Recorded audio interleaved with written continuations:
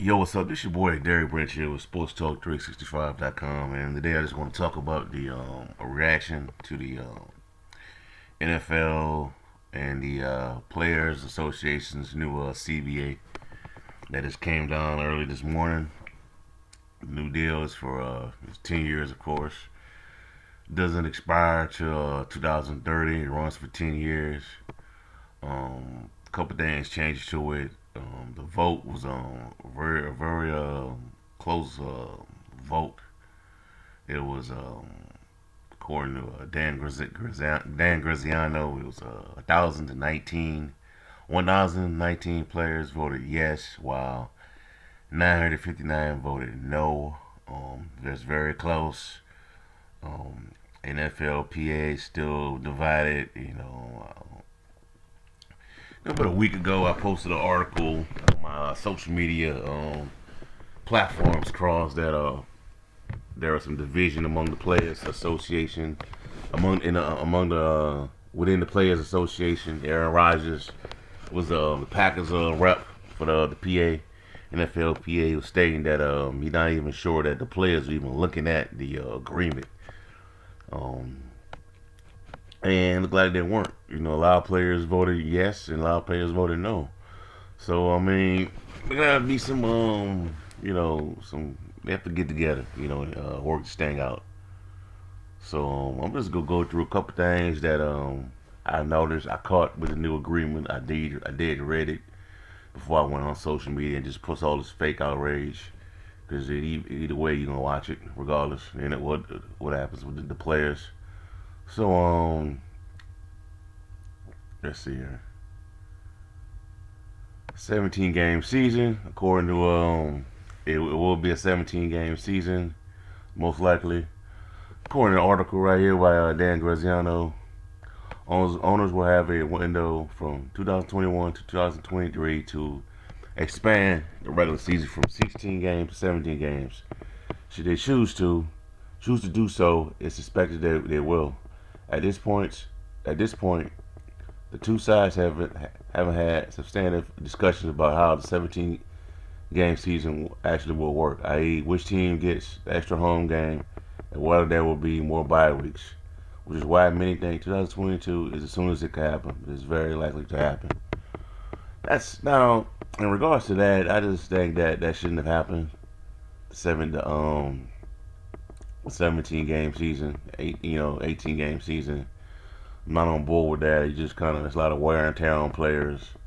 Um, I don't see anything about the shortening the preseason. Thursday night football looks like it's a go. I don't see any changes with that. Um, I don't know, man. That's one of the issues I have with it. The number of games, and if they're gonna go that route, you need to cut the preseason down to at least 2 games. Two games a season for preseason, and have multiple buys during the regular season. If they're gonna go 17 game season. Um, so the money. Here we go right here. The money right here.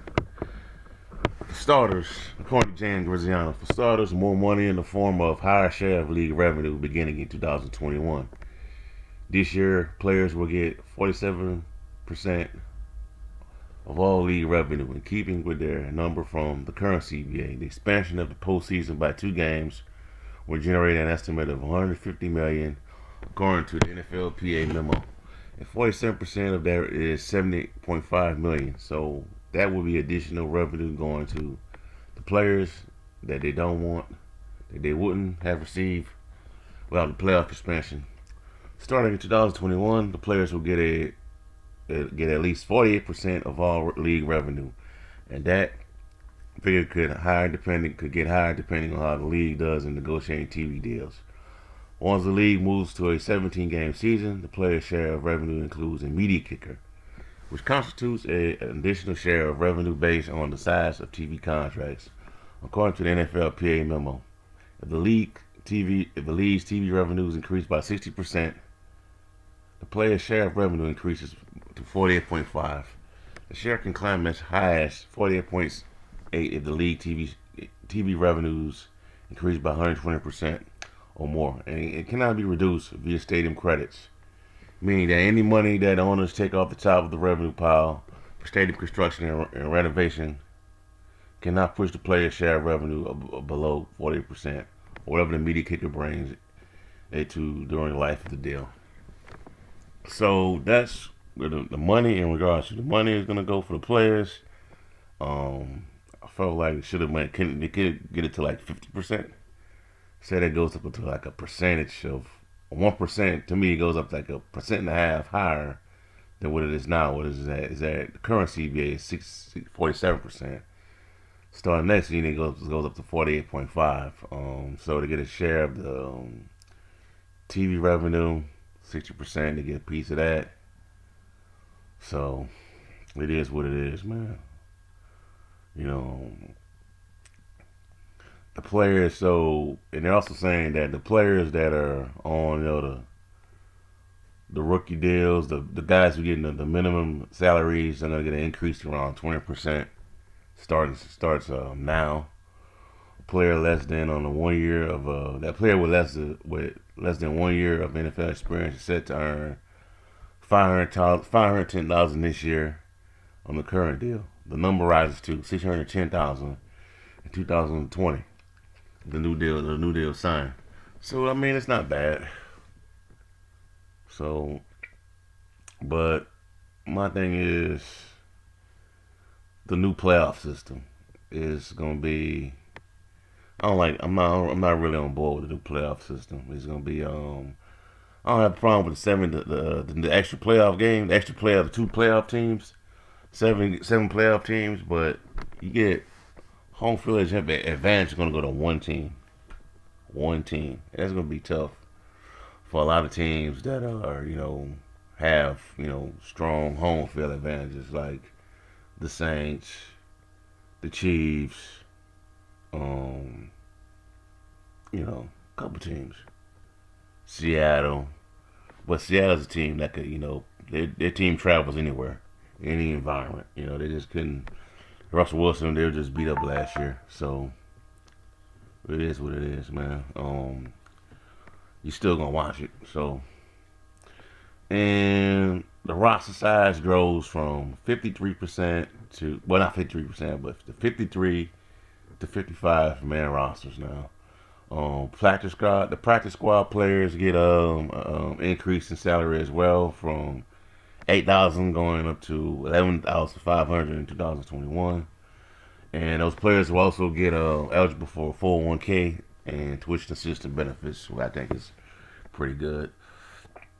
Now, you know, they won't get a guaranteed money according to Graziano. Um, that's something that they still have to work with. They still got to come to the PA. The NFLPA still has to be a united force in regards to that. That's just something they have to work with right there. They have to be united front on right there, because that's the biggest thing. Guaranteed money still will be hard for the players to pay 55 guys a guaranteed contract. I didn't see really a whole lot about medical benefits being involved. Didn't see that much about the health insurance or anything like that. Getting pushed ahead, but they've limited the marijuana drug test limit to let's see, limit the testing period for the first 2 weeks of training camp, and raise the threshold for a positive test from 135 to 150 nanograms of THC. So a first field test for stimulus or diuretics will result in 2-game suspension. The first failed test for anabolic steroids will result in 6-game suspension. So, just to sum it all up for me, it is what it is. Unfortunately, well, I'm not gonna say unfortunately, because I see a lot of people on social media, fake outrage or the new PA. Regardless of the fact, you will watch it. You will watch it. You will talk about it, debate about it. What happens in the NFL, the transactions. So don't act like you care so much about these players because you really don't. You're gonna make money off of it. You know, YouTubers gonna make money off of it through the ad revenue, the videos, Patreon, fantasy football outlets gonna make money off of it. You know, so I'm gonna make money off of it. You know, so I'm not gonna act like I'm so outraged by the new deal, even though I don't disagree with certain parts of the deal. Is the player? Unfortunately, the players they have to. That's an issue the PA has, and they have to be united front on that issue on those issues. They're divided. You know, the vote rarely got off. You know, 1,019 and 959. That's close, man. That's tight. You know, so I'm not gonna. It is what it is. I'm gonna talk about the NFL. I'm not gonna boycott it because of this PA, situation, the CBA deal. The player they have to be a united front, like I said, keep saying. You know, there's a divided union. It's the most weakest union out of all the other pro sports that we have. You know, so we can't complain. The players they can't complain. You can't be upset about it. Well, they can, but it's too late for that now. Oh, so that's all I got for right now. Let me know in the comment section below how you feel about the new CBA. Do you think is a what the players got screwed over again? Do you think it's a good deal? Do you think the coronavirus impact had played a factor into the votes? Let me know how you feel. Give me a like, comment, subscribe to this channel. Check out in the description box below. Check out sportstalk365.com for latest content on the world of sports. You listen to this video on Spreaker. Comment on it. Subscribe to the podcast. Let me know how you feel. Have a blessed day. Peace.